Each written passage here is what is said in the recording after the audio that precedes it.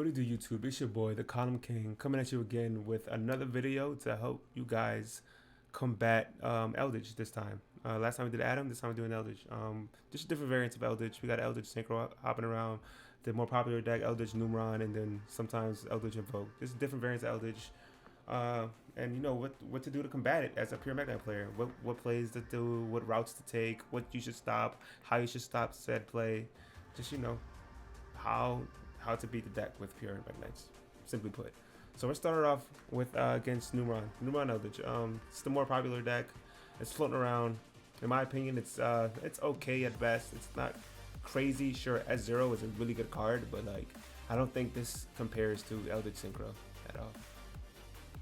All right, so we'll stop it right here. So as you can see, my hand, I have Dark World no more.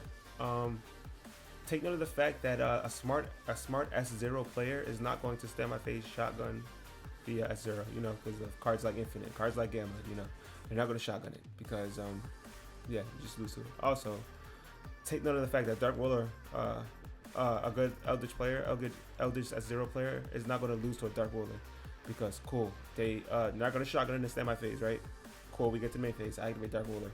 A smart player is going to chain his back row because Dark Roller says you can't activate chain monster effects to Dark Roller, but you're going to chain the back row and then chain S0 to the back row, so S0 is going to dissolve. And Dark Roller literally did nothing. So like with that in mind, I'm not just going to main phase 1 activate Dark Roller more because I'm just losing out on like a back row. I mean a card that I can use for columns, because in my mind, worst case scenario, it's not going to resolve, so there's no point in me just throwing this card away. So I just Lightning Storm the back row away. Now so the Lightning Storm resolves. He has the opportunity to again activate the S0 or not. But if he does, I have the Infinite, right? You can also lose the Gamma. So at this point, it resolves and he didn't chain the S0 because I'm assuming he was playing around the Gamma. Like something a smart player would do. He's going to get punished for it. So I have the Dark Roller. Now it's going to resolve because he doesn't have the background to chain, right? So cool. Activate Dark Roller, it resolves. We have the purple, so we can do our plays. Do typical Mekk-Knight plays. Search blue. Blue get Gearsu. So right here, I normal summon the Gearsu. Take note of the fact that I already hard drew the Royal Chalice. When you normal summon Gearsu and you have the Royal Chalice, but you don't have a Royal Chalice engraved already, even if you hard drew the Royal Chalice, just activate it because you might be able to bait out like a Veiler or an Ash that he didn't want to use yet because he wanted to see more cards. Always activate it if you don't have a Royal Chalice in the grave. If you don't have a Royal Chalice in grave, cool. I mean, if you do have one, cool. A lot of times just don't activate it. But if you straight up don't have it at all and it's in your hand, just activate it, man. Because it literally might bait out a hand trap. You never know. That comes up. So I'll activate it every time I'll activate it. So now we do typical Mekk-Knight plays. We search the so I want to clear his board. So I preach this a lot against Eldlich specifically. I don't like to end my turn until Golden Boy is somehow off the board. Like when I do lip spins, it's usually against the Golden Boy. If I can pop it, I'll pop it. Like I don't like ending my turn with Golden Boy because that's just another body for them to use for like link summons, and then they can summon it back. You feel me? So I just want them to have to like hard summon it again. So I get rid of the Golden Boy. But take note of the fact that I end my turn right here. So in my eyes, I completely so I activated Dark Roller no more, and I'm not used to. I can remember this game. I'm not used to activating and resolving Dark Roller no more against S0, so I completely ignored the fact that I previously did. So this card would have been at 0. All I had to do was attack it, and it would have been cleared. But I straight up didn't, and I get punished for it. But we keep playing the game, so that's a misplay on my part. That wasn't me trying to one up my opponent. That was just a misplay. I didn't get rid of that 0. We could have simply attacked it. It's at 0. I forgot. It's not at 3,000 right now.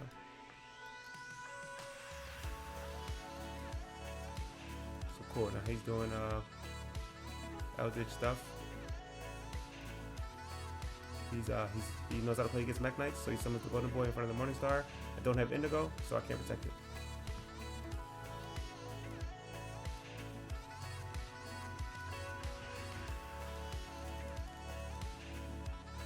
Alright, so here it's my turn. He goes standby phase, activate the S0. So we have 2 negates, right? There's literally no wrong answer, like wrong route to take, which one to do first. But regardless, we can negate this at 0. So you have 2 routes. You can activate the infinite. So he activated it already, right? You can activate the infinite, right? As a smart player will do is activate Conquistador. So chain it, pop the S0, right? And it'll be negated. But what we can do to that is chain the secrets to the the Conquistador, to summon the blue sky in front of the S0, and then it'll be negated because if Conquistador, if it pops the secrets, then that means this is going to stay on the board and Infinite's going to kill it. But if he pops the S0, that means Infinite's not going to negate it, but the secret's going to negate it because blue's going to be here and it's going to negate it. Same thing if you flip it. So he goes activate S0, you activate secrets, like chain secrets, to attempt to summon blue in front of it. He's going to see that, and then he's going to chain Conquistador to try and pop the secrets. And then what you do once he chains that, you just chain Infinite to negate the S0, and it'll be negated. And even if again he decides not to pop it, pops his own S0, the secret summon is resolves and is successful, so you're still going to summon the blue in front of it. So it literally does not matter which route you take in this scenario. So yeah, activate secrets, target blue. I'm going to chain the infinite, so it's negated. Cool. It pops the secrets. We continue to do typical Mekk-Knight plays. Alright, so we have the 1-up back row. We also have World Chalice in the grave. So what we're going to do now is set. We don't want to set in front of back row because it can chain it, obviously. So we're just going to set in front of the monster that we know is going to be there for a while, which is the Golden Boy. Summon the blue. Get our normal summon. Again, I already have the World Chalice in the grave, so this time there's no point in doing the Gishu.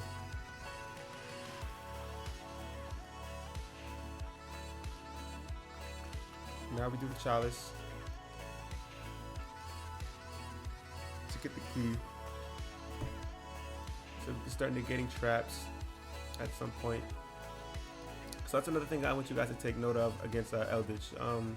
How you beat the deck in like the grind or whatever is think about what they're doing, right?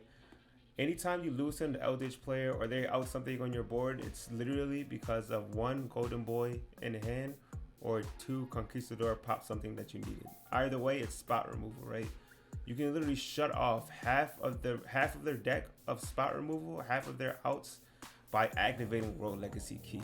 You know what I'm saying? It's going to stop this. It's going to stop summon from deck. It's going to stop banish.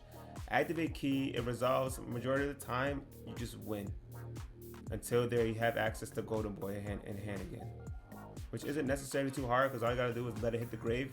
But at that point, if they're doing that, they activate Golden Boy in grave, send something, and then add it to their hand. That means it's not getting summoned, and that also means it's just not, they're not gonna have that board presence. You know what I'm saying? So like at that point, you're still in a winning standpoint.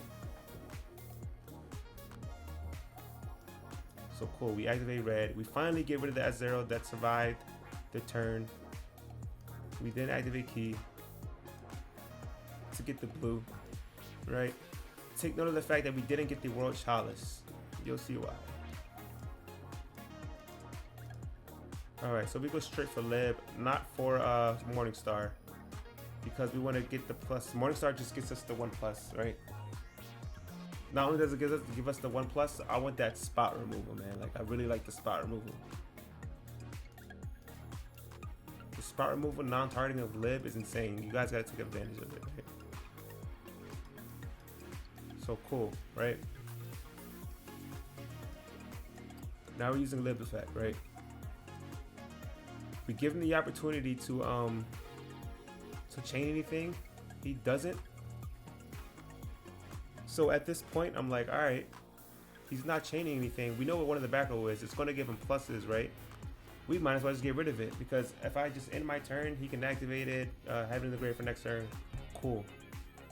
But if I just spin it to the deck, he's not going to have that card in the grave to get more pluses from Eldlich. So we might as well just spin that back. And we summon Galatea. So you can see the route that we're taking. So Galatea is going to, even though I no longer play the target for Galatea, she can still spin. So she puts the World Chalice back for next turn for me to send. keep recycling it. You know, you can do that all the time, right? Send it with Girsu again, right? Now you summon the Dingirsu. Just send the Golden Boy. Cool, it's out the way. Remember what I told you before, I do not like ending my turn with a Golden Boy in the turn. He's gonna have to work for that summon. I don't want to see it, right? So the reason why I go this route instead of going Morningstar, instead of going Lib Morningstar, one, with this play, you get rid of 2 cards. Whenever you have access to Lib and having Girsu on board, a lot of times instead of just going Lib and Girsu into Morningstar or Lib and your Mekk-Knight into Morningstar, you just want to go into the Galatea. So Liv's gonna get rid of 1, and then you're gonna go Galatea, and then Girsu's gonna get rid of another card. Not only that, what did I say previously about this deck? You shut off half the deck by negating their traps, right? So I have this face up, right? I know at some point, unless he just top stack Eldlich to pay 100 to search a Golden Boy or whatever, at some point he's going to activate Conquistador to try and pop this card.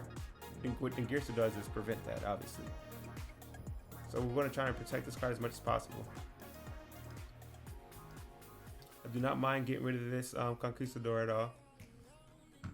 Not even the slightest, because if I left on the board, he could just summon Golden Boy, boom, attacking Girsu. Cool beans, right? He's activating Numeron Wall. Now he's starting more Numeron plays, right? Pay attention to my back row. So a lot of times what they do after they do the S0 play, unless they're playing another copy of S0, I don't know if the deck does. I haven't ran into a second S0 yet. So a lot of times they try to go for this OTK thing that they tend to do. It's really easy to stop, man. All you really have to do is be able to stop one of them so that the last one won't be able to go to 8,000. And that's literally just what I do, just that. Pay attention to the fact that it activates at the end of the damage step, so you have to activate the imperm or your negation on attack declaration. I learned that the hard way in real life at a case tournament when the deck first came out, literally that weekend. I lost in the finals at a 40-person case tournament to this deck because I misread one of these that they activate at the end of the damage step. So you have to activate on one declaration, right? So now he's no longer able to OTK me. Yep, he's doing the stuff with the stuff. Tries to get rid of the Girsu. Does all the damage. Cool. Now in his eyes, he summons Mekk-Knight because then Girsu's already on the board. Well, I can promise you he didn't know I was playing the Girsu, but in his eyes, I exhausted my 1 out to Mekk-Knight, which is in Girsu, which is also not true. With cards like this, Mekk-Knight, not only can you auto with Dingirsu, but in my eyes, Avermax is also an out because you just summon Avermax. Sure, I can't beat it by battle, but every turn is 3,000, pretty much 3,000 direct because your Mekk-Knight is just there. It's unaffected by the effect of monsters, but Avermax isn't affecting the Mekk-Knight. It'll just gain its attack, so you just keep attacking it. Do 3,000 every turn. But we do play 2 Dingirsus in my build specifically. So we always had the outs to your boy.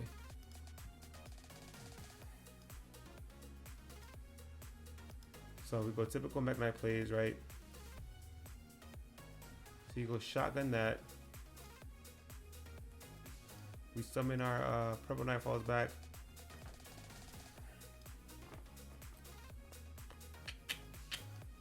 That's 1 summon.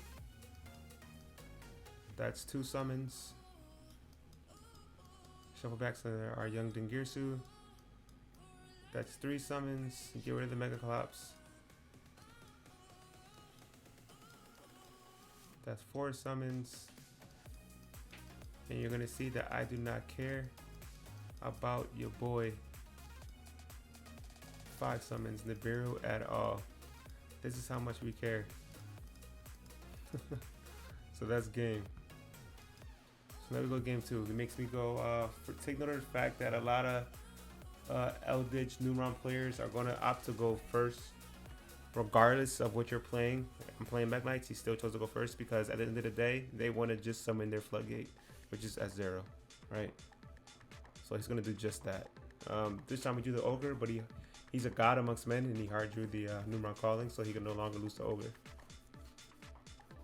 So cool, he summons the S0. Now you're going to see the other broken play against Numeron, right? Against S0. Again, he's a good player. He's not going to shotgun it. Why in the world would you, right? So I'm going to set 1. Now is the time. Oh, he doesn't even activate it, right? So I go set 1. He still doesn't activate it. I guess he's playing around Gamma despite the fact that he has Strike. So he doesn't activate it, right? I go summon purple, right? I'm not using the effect. He goes chain the effect of S0, and I'm trying to get my pulses in while I can. So I chain the purple. He then strikes. Here's the broken thing about Mekk-Knight versus S0. Summon any Mekk-Knight that's not blue or Gearsu. Literally anyone. Enter battle attack. S0 is now gone. It's dead. GG. It's just dead. That is what S0 does, right? So now, we know he had, well, we don't know that, but he has this set, and his eyes, he has network, right? So he can just do it again. But, so that's why he did an in-phase flip the Scarlet. I'm assuming that's why he did that. But fortunate enough, we had the Ogre, and we get rid of that problem.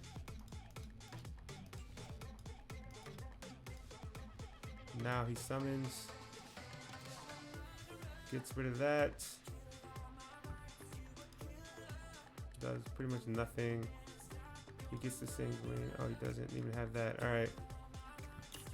Again, our engine still isn't started because we had our purple stop, but all it takes is 1. This is Pure Mekk-Knights. We got triple purple, triple blue, triple Gearsu, triple memory. Draw any of those, and you're just golden. Even if we hard draw World Legacy World Chalice, because we can discard it for Dynamiscus, right? But we are still in a very good position because we have Dynamiscus, which we saved, right? All it takes is one of those 20 cards to draw and just turn out, look just like that. Like this literally could have been anything. It could have been this, it could have been blue, it could have been Gearsu, could have been World Legacy Memory. Like it could have been any of those cards. It even could have been Secrets. Secrets would have been broken as well. 3 of those in the deck as well. Anything would have worked, right? So now what's the worst case scenario against purple? Is they have Ogre or they have this card right here, but we know he has this, right? So he's not going to chain Ogre, right? He doesn't use out it. So he go, we can confidently go activate. He's going to chain it, and what do we have sets? The youngest adolescent Dynamiscus you've ever seen in your life. To get rid of that trap. Not only will it stop the pop, but it's also going to banish it, man. I preach Dynamiscus, man. Dynamiscus is broken. You know, Mystic Mind, Eldlich traps, floodgates, gets rid of all of them. Then it can summon itself for later. It's really broken, man. You guys gotta start playing this card, man. Just like Waken, man. You gotta play the Waken. It's so good. So good. All right, so you see the flaw here in our play right here is that sure, we can summon blue, right, to get Gearsu, normal summon Gearsu, Cinder World Chalice, but then what? Like then what? We got Trap Trick, we got Infinite, sure we have Negate, but like then what? Like what do we can't continue on our play, right? We continue our getting more pluses or more our combo. Also, we can go Surge Gearsu, normal summon the Gearsu, Cinder World Legacy World Chalice, then summon Lib to get Lib to set Memory or Secrets. But then we have a face-up attack position Lib that's guaranteed going to get destroyed. So pay attention to the Dynamiscus. So when our eyes are, what we have to do is be able to have something in our hand and have it in the body, so that we can summon Morningstar, be able to discard. Right? Can't do that with any of the cards like Gearsu, right, or anything. So we're going to search the discard fodder, and we're just going to activate this Trap Trick. And we're gonna remember we have Dynamiscus in the grave. We chain it, and it's gonna summon itself. Easy as that, man. It's gonna banish Infinite, and now we just got another negate. Now we got 2 battles on board, and we have a Mekk-Knight card, monster in our hand that we can now use for discard fodder. It's as simple as that, boys. It's as simple as that. Search the memory, keep the pluses going. The reason why I did that, we already have 2 negates, so it's like, why even search the secrets? You know what I'm saying? Like, we got 2 negates, feel me?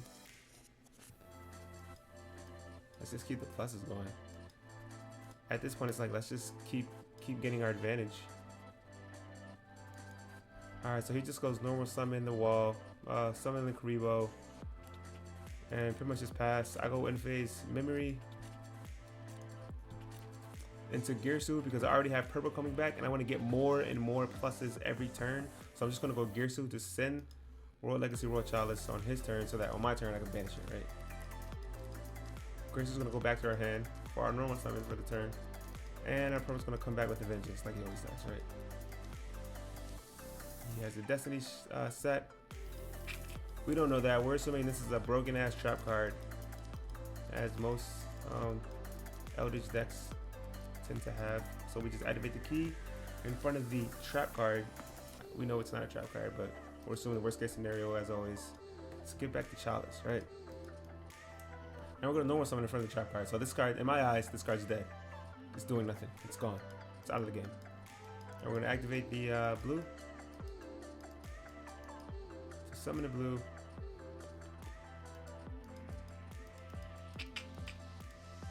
Let's get the green.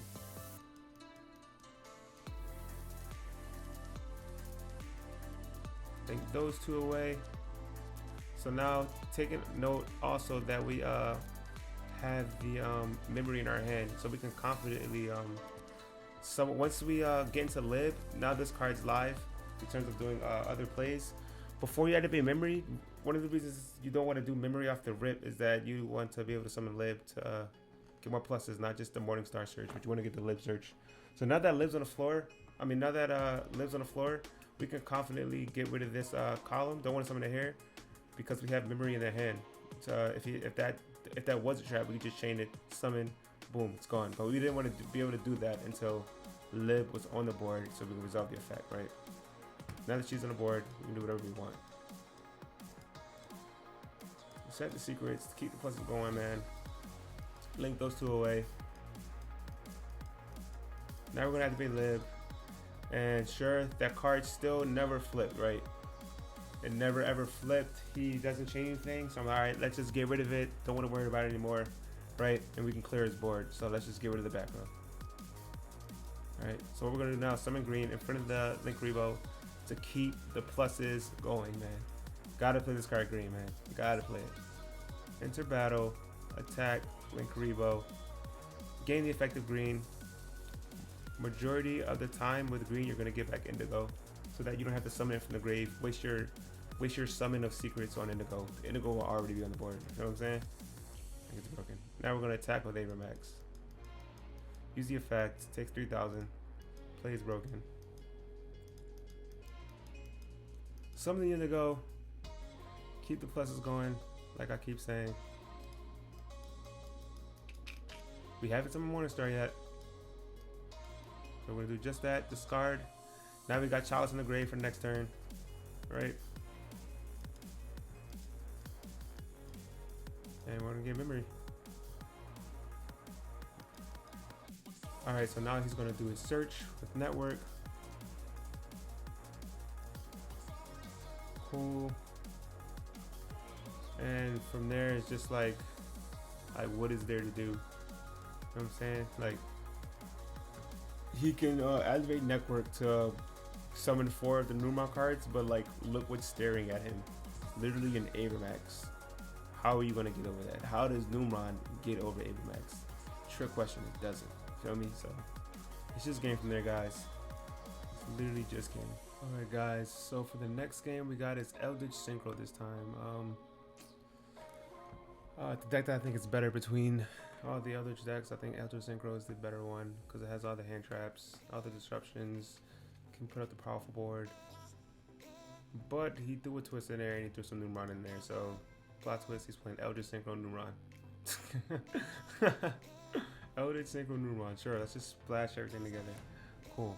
So yeah, we'll just fast forward through his combo. Obviously he didn't draw the Numron combo, so he's doing the Synchro combo. Yeah, you can see in her hand, we'll activate the Phantasm right now. Looks like the last chance we'll be able to activate it.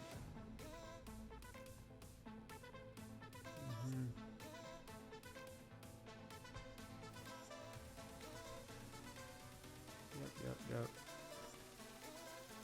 All right, so you can see with our hand right here, we have all we have to really worry about is one of these stops. In my eyes, we drew blue, purple, Girsu. The one that we want to resolve the most is blue, right? And we have an out to one of the negates. So like, blue's gonna resolve. You know what I'm saying? You're gonna. It's like there's no way blue isn't going to resolve for 2, right? He has 2 in the column, right here, right here, right here. Like it's gonna resolve for 2. Right. So cool. We'll try to attack the to get over a negate by attacking the Herald. As we assume he pops it, right? Because he doesn't want to get rid of the negate. Next, we'll target the Herald because it's the bigger threat because it negates and destroys, right? This doesn't. Another reason why we don't target the Borlo Savage is because if they target the Borlo Savage, he's for sure going to negate it because if you just let it resolve, he's going to lose all the counters. It's going to die off, blah, blah, blah. If you target the Herald, more than likely he's going to let it resolve because we're in main phase 2 and he can just save for his turn unless, not only that, I have a way to pop it. You know what I'm saying? So we're just going to negate the bigger threat, which is the Herald, because again, it negates, it destroys. Borlo Savage doesn't. It just negates, so we'll be able to keep our bodies. So for some of the cards that we don't really care about that much, just trying to bait out stuff, this doesn't gain us any pluses per se. In a way it does, because it sends Royal Chalice to let us summon Lib, so it does, but it doesn't search by itself to search a card. So we're able to actually send the Chalice, but he has Ogre for it, so we can't do the Lib play just yet. Not with Gearsu by itself. Alright, so now we're summoning another bait. Like I said, we want blue to resolve for 2. At this point, it's very possible. All we're worried about is the 1 negate, which he finally does. So now we summon the blue. And what do you know? We're doing it for 2. So we search the indigo and the red. Red's gonna do its thing. We, at this point, his board's pretty much cleared in our eyes. All we want to do is set up our negates and be able to stop his negates. So we have to get rid of not only just the Savage, but the Herald as well. And we'll do that with red. Red is our option. So red's gonna banish the Gearsu to then pop the Savage. So cool, that's one negate gone. We're not gonna link away the red because, like I said, we want to pop the Savage and the Herald, right? So now we summon the Lib to set the secrets. Summon the indigo because we want to move the red. For some odd reason, he continues by banishing the golden land kind of late there, but whatever. It's his choice. Can't tell him how to live his life. Now we have to be indigo. Move in front of the Herald. We're not gonna end our turn with this on board because we just negate our secrets, right? So we pop it. Link those 2 away into our Morning Star. Discard to search our other negate of memory.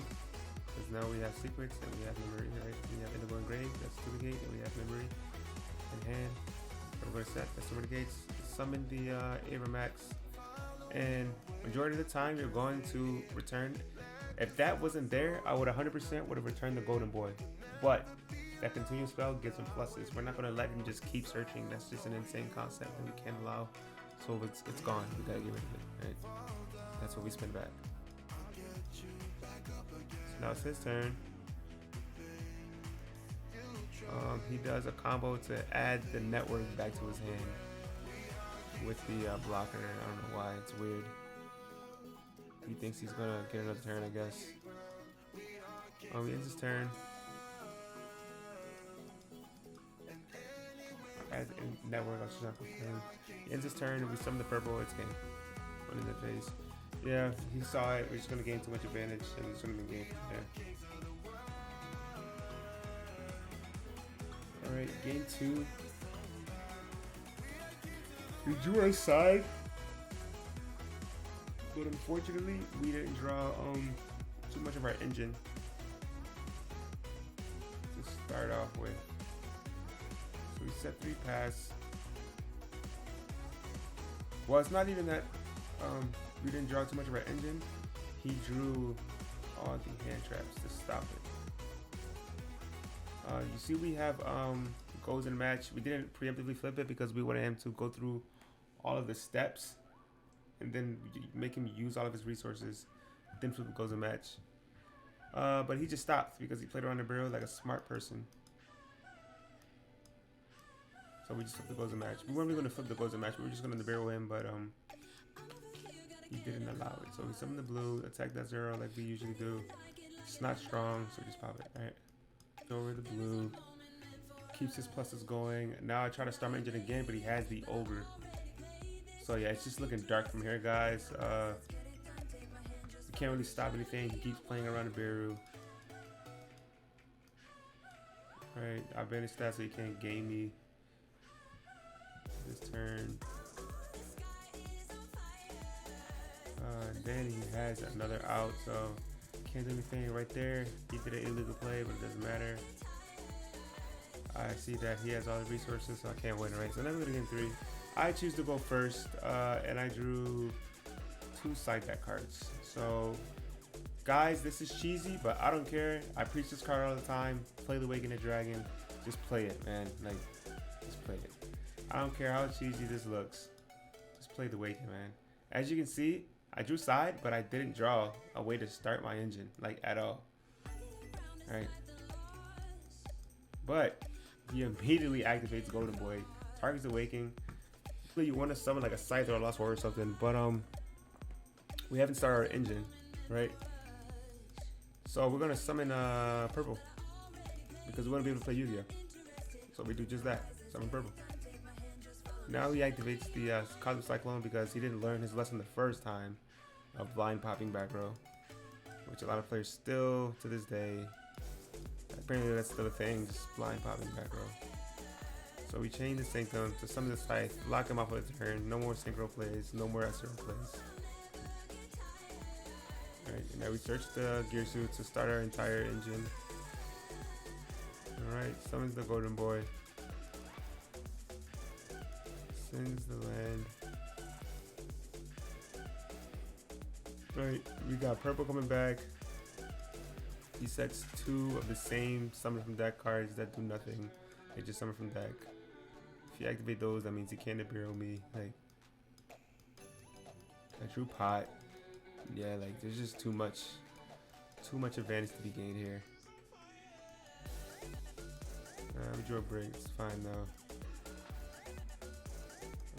Yeah, summon gear suit. Like, we have too much going on now. There's too much advantage. We now have Scythe in the grave so that we can keep recycling it. We send the Chalice. We're gonna banish the purple to search blue. Gearsuit's gonna be by itself, so I can summon a token in front of one of his back row, and possibly go blue for 2. Like, so he just scoops it up. He saw that. There's too much advantage. Yeah, man. Like, I know it sounds cheesy, man, but play the Awaken, man. It's too good. It gets popped. Like, it's literally too good. But yeah, like I say all the time, guys, I appreciate your support. If you guys have any questions, you can follow me on here, follow me on Twitch, Facebook. My Facebook group is Official Mekk-Knight Forum. On Twitch, it's Colin King, just like here. I'll have the links in the description box below. We do the same thing on Twitch, but it's live, so you guys can interact with me all the time, ask more questions, get more in depth about different scenarios, and see the plays live. It's just better. So I suggest if you haven't done that, try Twitch. To just check me out on there. Hey man, you guys just take it easy, man. Have fun with the deck. Mekk-Knight's the greatest deck of all time.